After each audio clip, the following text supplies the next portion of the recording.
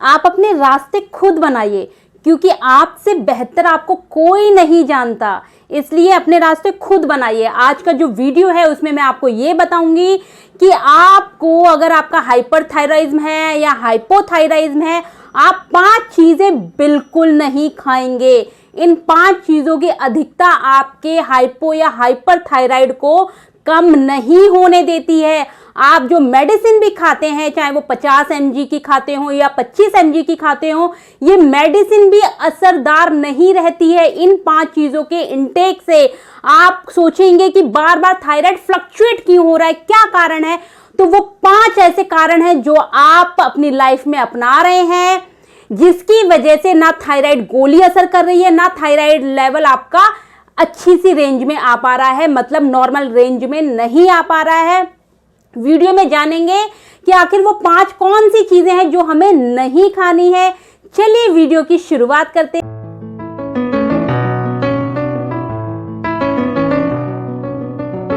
नमस्कार दोस्तों, नीलम कृष्णा चैनल में स्वागत करती हूँ। उम्मीद करती हूँ सब बहुत अच्छे हैं, स्वस्थ हैं, पॉजिटिव हैं, मेरे साथ हमेशा सकारात्मक ऊर्जा के साथ बने रहते हैं। आज का वीडियो बहुत इंपॉर्टेंट, ये बताने वाली हूँ कि 5 ऐसी कौन सी चीजें हैं जो आपके थायराइड को नॉर्मल होने ही नहीं देती है। कौन सी वो चीजें हैं जो इनटेक आप कर रहे हैं और थायराइड आपका फिर भी लेवल में नहीं आ रहा है, और पूरी जिंदगी आप 50 mg या 25 mg की टैबलेट खा रहे हैं, लेकिन उन टैबलेट का भी कोई असर आपकी थायराइड में नहीं हो रहा है।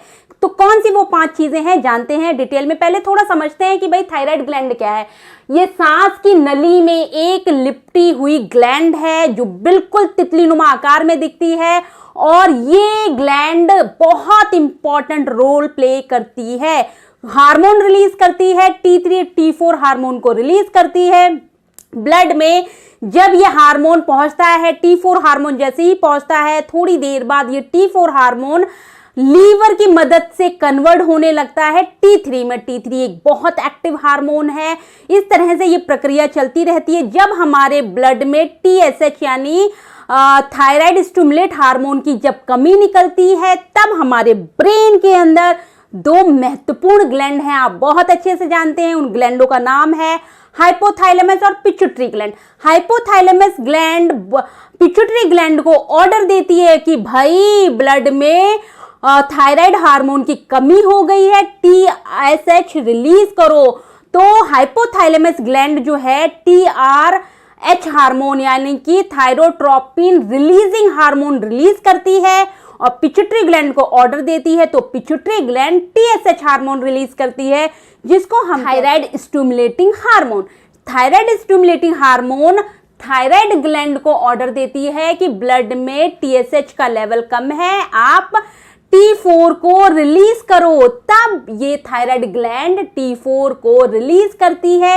इस पूरी प्रक्रिया में हमारी ब्रेन की 2 ग्लैंड है, हाइपोथैलेमस और पिट्यूटरी ग्लैंड, और हमारे गर्दन में सांस नली के ऊपर लिपटी हुई तितलीनुमा थायराइड ग्लैंड का रोल होता है। इस तरह से ये पूरी ग्लैंड अच्छे से काम करती है, हमारे शरीर को डेवलप करती है, हमारे शरीर में हर एक सेल तक हार्मोन्स यानी थायराइड हार्मोन को पहुंचाती है ब्लड की फॉर्म में।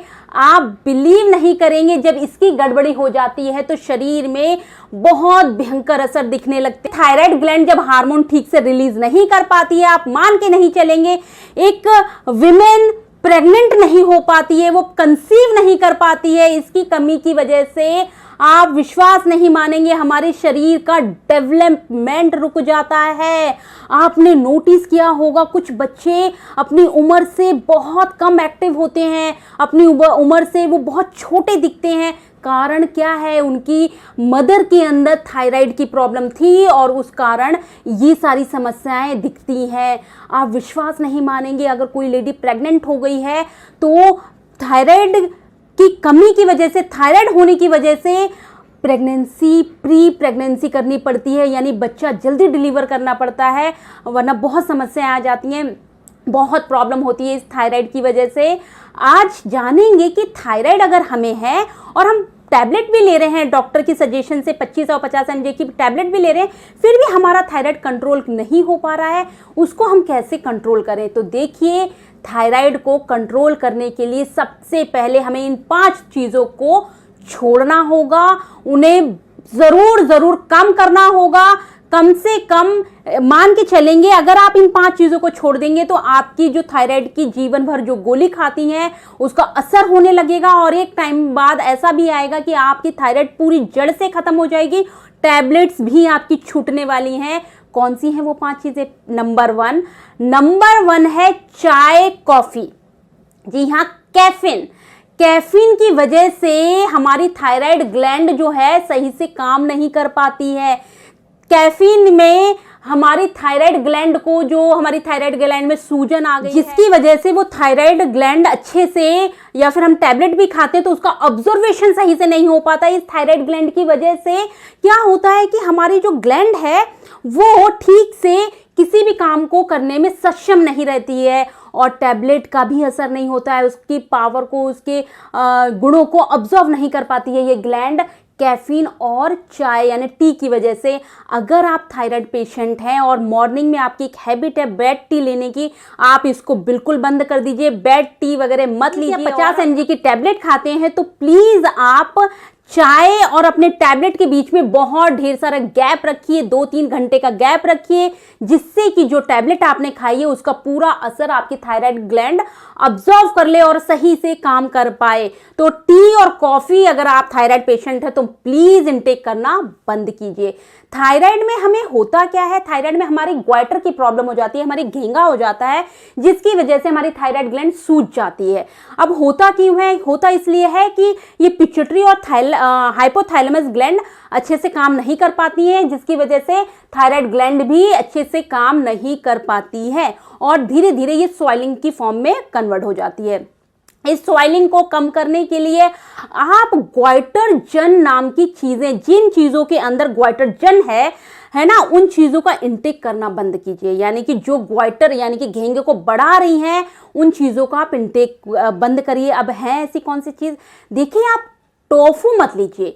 नंबर 2 में आप टोफू का इंटेक मत करिए। सोयाबीन का जो प्रोडक्ट है वो बहुत देखा गया है कि थायराइड पेशेंट के लिए बहुत खतरा करता है, यानी कि वो थायराइड को सही से स्टिमुलेट नहीं होने देता है, थायराइड को सही से हार्मोन्स को रिलीज नहीं होने देता है। तो टोफू का इंटेक, सोयाबीन का इंटेक थोड़ा कम कीजिए। अगर कर भी रहे हैं तो उनको अच्छे से पका के बढ़िया से करिए। पत्ता गोभी हो गई, इसके अलावा फूल गोभी हो गई, जिन चीज़ों के अंदर ग्वाइटरजन नाम का एलिमेंट होता है उन चीज़ों का आप इंटेक कम करिए। आप विश्वास मानिए, आप इन चीज़ों को अगर थोड़ी दिनों के लिए परहेज कर लेंगे ना तो आप थायराइड को जड़ से खत्म कर पाएंगे। तो प्लीज ग्वाइटरजन एलिमेंट वाली चीज़ों का इंटेक मत कर। सोया मिल्क प्रोडक्ट हो गया, ब्रोकली हो गई, पालक हो गया, इन सारी चीज़ों में बहुत ढेर सारी क्वांटिटी में पाया जाता है ग्वाइटरजन नाम का एलिमेंट, और इस एलिमेंट की वजह से ये ग्वाइटरजन यानी स्वेलिंग कम नहीं हो पाती है, जिस वजह से इनका परहेज करेंगे तो आपकी सूजन कम होगी, ग्वाइटर जो निकला है वो कम होगा और आपकी थायराइड ठीक होने की उसमें आ जाएगी। इसलिए प्लीज़ इन सब चीज़ों का इंटेक बंद कीजिए। अगर आपको थायराइड है, चाहे वो हाइपोथायराइज्म है चाहे हाइपरथायराइज्म है, आप सोया मिल्क, सोया प्रोडक्ट का इंटेक कम कीजिए अगर आपको थायराइड है। पॉइंट नंबर 3, अगर आप अल्कोहल लेते हैं, अगर आप शराब पीते हैं और आपको थायराइड है तो प्लीज आप इसका इंटेक अभी इसी वक्त से बंद कर दीजिए, क्योंकि आप विश्वास नहीं मानेंगे, थायराइड ग्लैंड जब काम नहीं कर पाती है, T3 T4 को रिलीज नहीं कर पाती है, तो हमारे शरीर में ये सारे जहरीले पदार्थ यहाँ इकट्ठे हो जाते हैं। इन जहरीले पदार्थों को ये अल्कोहल बहुत ज़्यादा और बढ़ा देता है, जिसकी वजह से बॉडी में जो सेल्स होती हैं वो ठीक से काम नहीं कर पाती हैं, फ्री रेडिकल्स बनना स्टार्ट हो जाते हैं। आप विश्वास नहीं मानेंगे, जहरीले पदार्थ की वजह से ये ग्लैंड पूरी तरीके से डिस्टर्ब हो जाती है, जिस वजह से T4 T3 रिलीज नहीं हो पाते हैं। अल्कोहल T4 हार्मोन को T3 में कन्वर्ट करने में बहुत बाधा डालता है। इसलिए अगर आप अल्कोहल का इंटेक कर रहे हैं तो मेरा विश्वास मानिए, थायराइड आप ठीक नहीं कर पाएंगे। आप थायराइड को जड़ से अगर आपको ठीक करना है, आपको अल्कोहल छोड़नी ही पड़ेगी। आप आज अभी से ही बंद कर दीजिए अल्कोहल का। पॉइंट नंबर 4, आप आयोडीन रहित चीजें मत लीजिए। मतलब आपको अगर थायराइड है, मतलब क्या है कि आपके शरीर में आयोडीन की कमी है। आयोडीन हमारे शरीर में बैलेंस में होना बहुत जरूरी है।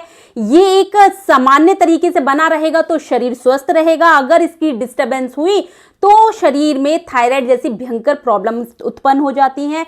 आयोडीन सहित खाना खाइए। आयोडीन जिन जिन चीजों में है उनका इंटेक कीजिए। आयोडीन सहित नमक खाइए। नमक सरकार आयोडीन सहित बना रही है। क्यों? क्योंकि ग्वाइटर जैसी प्रॉब्लम आयोडीन की कमी से होती है, इसलिए आप जरूर आयोडीन वाली चीजें खाइए। आयोडीन बहुत ज्यादा क्वांटिटी में होता है मुनक्के में, दही में, इन सारी चीजों का इंटेक करिए, इससे आपको आयोडीन मिलेगा।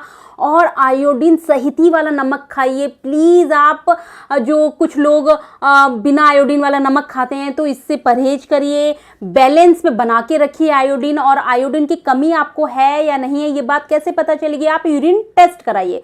यूरिन के टेस्ट से आयोडीन पता चल जाएगा कि आपके आयोडीन बिल्कुल सामान्य में है या नहीं है, उसकी कमी है या ये नहीं होना चाहिए, उसकी नॉर्मल रेंज है क्या। 100-200 मिलीग्राम पर लीटर ये इसकी नॉर्मल रेंज है आयोडीन की। तो प्लीज इसी के अंडर में आपका होना चाहिए। आप जरूर टेस्ट लीजिएगा।